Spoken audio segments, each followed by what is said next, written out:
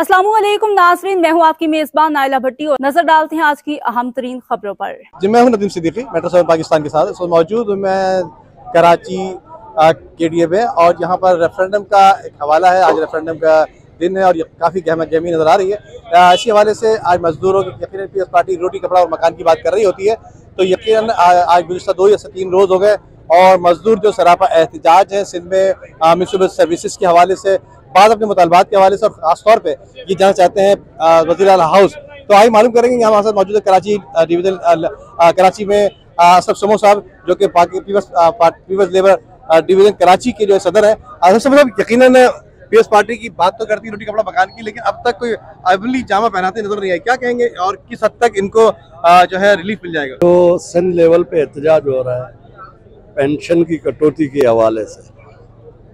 जो मेहनत कशों का मौक़िफ़ है, हम उनकी मुकम्मल सपोर्ट करते हैं, लेकिन एहतजाज और धरनों पे हम यकीन नहीं रखते हैं।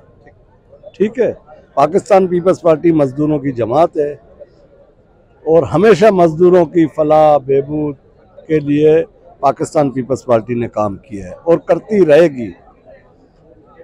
हमने इस सिलसिले में बाकायदा चेयरमैन बिलावल भुट्टो को एक ख़त लिखा था।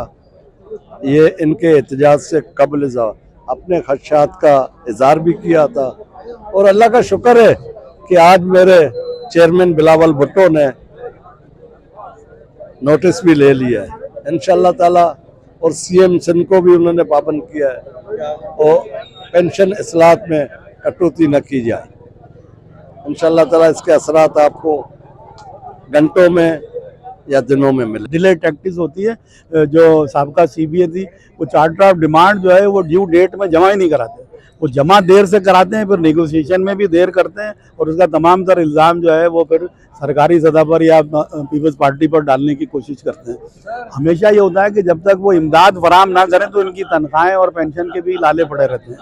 तो गवर्नमेंट उनको हमेशा मदद करती है, वक्त पे ड्यूज़ देती है, तो वो अपनी तनख्वाहें और पेंशन जो है वो अपना करा रहे होते हैं। अगर चार्टर ऑफ डिमांड वक्त पर जमा कराई जाती है और उसके लिए जद्दोजहद की जाती, तो CBA का काम ही यही है कि मैनेजमेंट के साथ टकरा कर मजदूरों के मफादात का तहफ़्फ़ुज़ करे।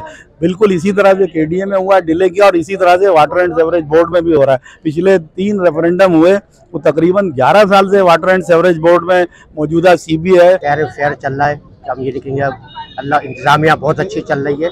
इंशाअल्लाह ताला जो भी हो अल्लाह बेहतर करेगा इंशाअल्लाह ताला। इंशाअल्लाह बहुत अच्छे होंगे, हमें उम्मीद है कि इंशाअल्लाह हम जीतेंगे, और इंशाअल्लाह इस दफ़ा हमारी बारी है, हम ज़रूर जीतेंगे। और हम लेबर यूनियन के साथ हैं माशाअल्लाह। जिस तरह वोटिंग हो रही है, फौज और पुलिस सब साथ में हैं और बड़े शफाफ तरीके से एक होता है, और 100% हमें यकीन है कि अब लेबर यूनियन के ही हम लोग वोट में आगे हैं, फॉरवर्ड हैं, और नसरुल मिनल्लाह व फतुल करीब। दोस्तों, चार्टर जैसे यहाँ KDA में नहीं करा सके आप लोग, वहाँ वाटर कॉर्पोरेशन में भी चार्टर आप नहीं करा सके।